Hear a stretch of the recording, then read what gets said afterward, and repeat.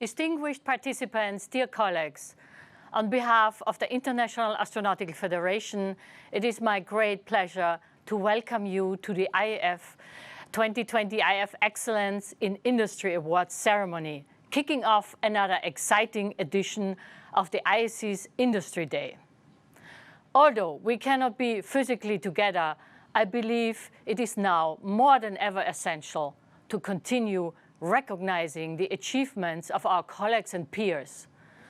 Recognition is a powerful way for our society to continue to move forward, even when it feels like everything is different and sometimes at a standstill. In other words, it feels good to be recognized for our hard work and for our incomparable contributions made to the space sector's advancements. For this reason, today's IAF Excellence in Industry Award ceremony is particularly significant. It is now with great joy that I would like to introduce you the IAF Vice President for Industry Relations, Bruce Chesley, who will give you an overview on this exceptional award. Bruce, the floor is yours. Thank you, Pascal, for this introduction.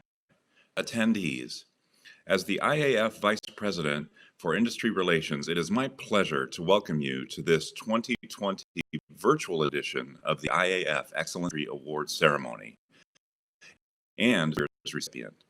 Launched in 2019 on the initiative of the IAF Industry Relations Committee, this award is intended to distinguish an industry organization, either a member or non-member of the IAF, for introducing space technologies full marketplace and being recognized throughout the space industry for successfully executing a landmark space mission. Last year, this important award was received by the founder and CEO of Blue Origin, Jeff Bezos, on behalf of me, marking one of the highlights of the IAC 2019 Washington, D.C. This year, this prestigious award has been awarded U.S. Defense and Space for its achievements over the years, and in particular in 2019, for managing to deliver world-beating space technologies to customers around the world, from 2,400 spacecraft equipments to the 18 satellites successfully placed in orbit.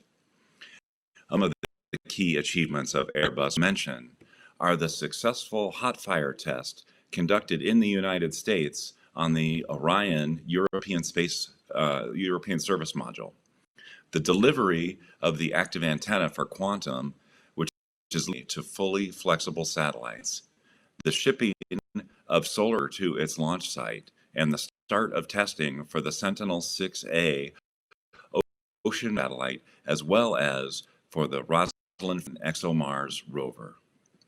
Aside from these amazing technical achievements, Airbus distinguished itself for the impressive efforts put in creating a more sustainable space environment by actively supporting university research, by ensuring its products meet space regulations to avoid generation of debris in orbit, and by ensuring a diverse and positive environment for its employees all over its 180 sites worldwide.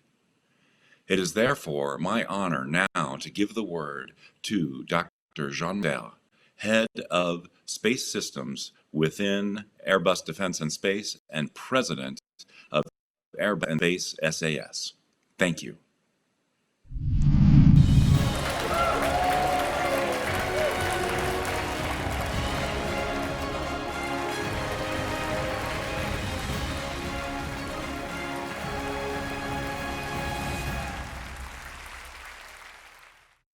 Hello everyone, a big honor for me to be in front of you today. As Professor Pascal Ehrenfreund and Dr. Bruce Chesley said, this award is about recognizing an industry organization for introducing innovative space technology to the global marketplace. Airbus embodies the fundamental spirit of the Federation. It is an equal opportunity company, home of employees from more than 100 nationalities, a company that fosters innovation via the interaction among cultures and through the powerful mix of experienced engineers and the visionary young talents. Airbus has a European heart and a planetary dimension. At Airbus, we've been pioneering for nearly 60 years. We form part of the birth of the space industry. But if you stand still, you die, and this is why we have never stopped innovating. Why do I think IAF conferred this honor on us? Let me start by talking about the 4 key programs we highlighted in our application, each innovative in their own way. First, with Bartolomeo, our goal was to provide easy, affordable access to space. ISS is in space, but most experimental facilities are inside. So we have added a big balcony to the outside of the ISS, providing access to in-space environment where you can look out into space or back down to Earth. Bartolomeo is now installed. The spacewalk is coming soon for final connections. And then the opportunities are endless. And how often can you not only prove space hardware, but actually get it back from space to touch and see what it looks like afterwards? We are getting real interest and contracts, especially through our tie-up with the United Nations Office for Outer Space, UNOSA, to offer a free in-orbit slot to an emerging nation. We started with over 60 expressions of interest through UNOSA and have narrowed it down to 3 finalists who have proposed application for climate change monitoring in East Africa, a Mexican bio-nanopolymer testing project, and a Chilean multidisciplinary test platform, finalizing details for an announcement later this autumn. On Solar Orbiter, Airbus engineers tackled the huge challenges and extreme temperatures to get us closer to the Sun than ever before. On closest approach, Solar Orbiter will face a scorching 500 Celsius at the front of the craft, while the back will be at a chilly -180 degrees Celsius. So how did we protect it? We developed a heat shield covered in special heat-emitting coating called Solar Black. We combined 3 ingenious materials that divert heat straight through the spacecraft and back out again, ensuring the instruments stay cool and focused on their sun gazing.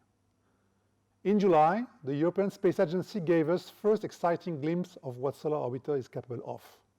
First images show campfires, miniature solar flares near the surface of the Sun, never before observed in this level of detail.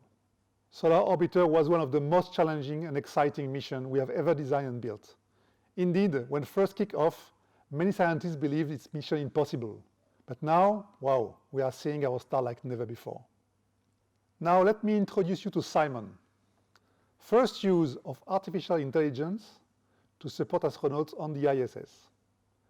You can see our friendly floating assistant interacting with Alexander Gerst to help him with complex tasks, even acting as a kind of companion. Alexander talks to Simon with verbal commands that can range from calling up on an onboard procedure to checking the weather back on home. Not as trivial as you may think. This verbal and visual Google-like service and companionable aspects are expected to play a key role on longer duration missions such as going to Mars. That's why Simon 2 is up above us, aboard the ISS, right now. We are continuing to learn from the second generation version, as the AI learns too, enabling us to work on future evolutions to best serve astronauts. Orion European Service Module, we call it ESM, is a venture like no other. We couldn't be prouder to deliver Europe's contribution through the European Space Agency to putting the first woman and next man on the moon. We have some of the world's best minds in space exploration working on this phenomenal vehicle. The Orion European Service Module is born of Airbus pioneering work on the ATV resupply vehicle for the ISS. As the powerhouse of the spacecraft for NASA Artemis mission, it will provide all critical functions such as the propulsion system to get astronauts on the moon and the consumable the astronauts need to stay alive. The first ESM, ESM-1, completed the hot firing test last year in the run-up to final testing at Plum Brook, and later this year, Europe will officially hand it over to the US, enabling the uncrewed Artemis 1 mission to launch end of 2021. ESM-2 is currently in the integration hall where we're finishing equipment integration and looking ahead to the system test phase at the end of the year. And we are just about to integrate the propellant tanks.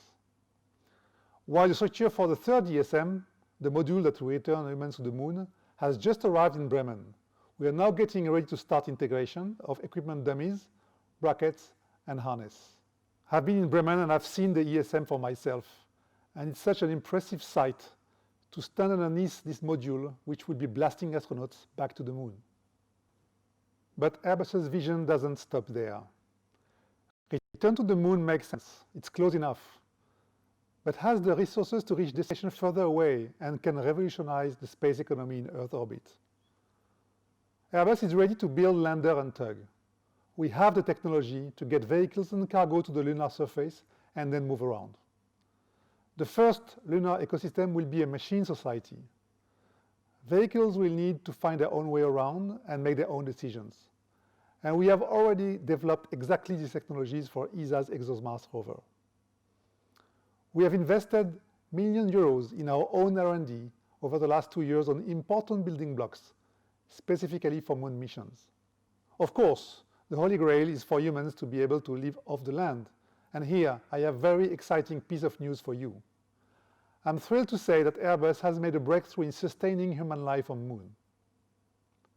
Last month, we turned moon dust into the golden nugget of survival in space.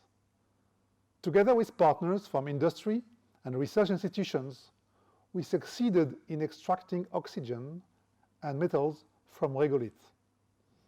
In testing, we generated 0.2 liters of oxygen from simulated regoliths in just a short time. This is a small first step, but the way towards an operational system is now clear. ROXY is a simple, inexpensive process, but most importantly, requiring no materials from Earth. We are also developing the first metal 3D printer, destined for use in space on behalf of ESA. The first metallic tools have been printed on ground. The next step is to fly to the ISS for in-situ testing. This means we are aligning all the brakes for lunar ecosystem. The first moon return missions will only allow astronauts to stay a short while. What if Europe flies there first and leaves supply on the moon that will enable a 2-week stay?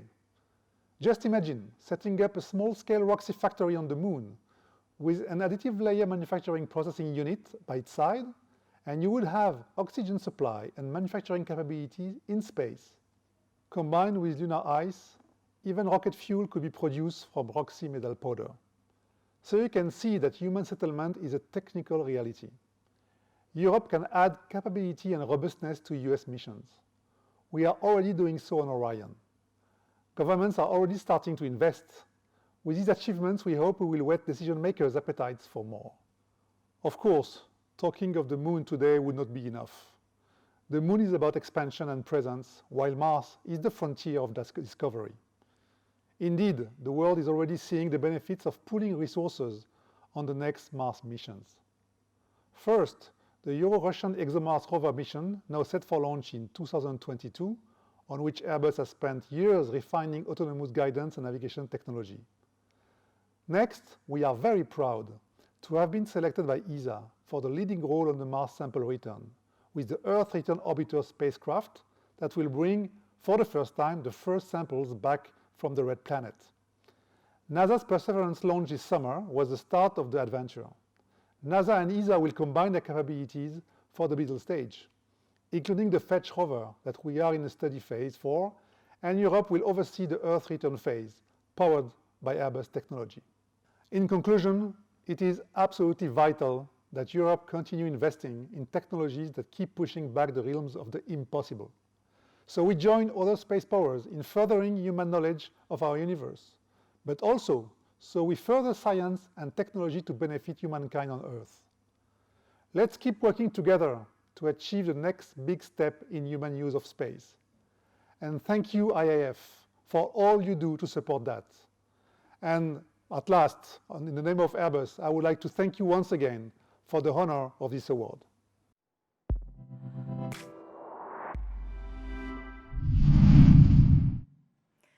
Dear Jean-Marc, on behalf of the International Astronautical Federation and our live online audience, let me thank you very much once again for providing such an inspiring message and for sharing with us the announcement of new technologies to be tested on the moon to support our goal to live off the land one day.